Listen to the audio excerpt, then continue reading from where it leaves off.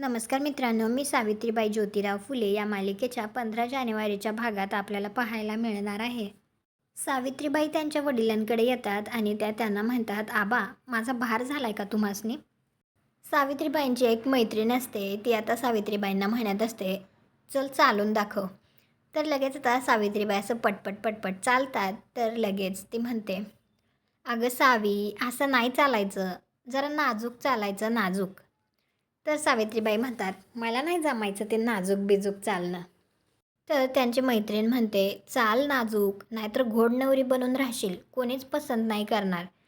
तर लगेच सावित्रीबाई म्हणतात, नाही नाही, मी चालते नाजूक, असं म्हणतच आता त्या खाली मान घालतात, लाजत लाजत त्या हळूहळू नाजूक असं चालतात.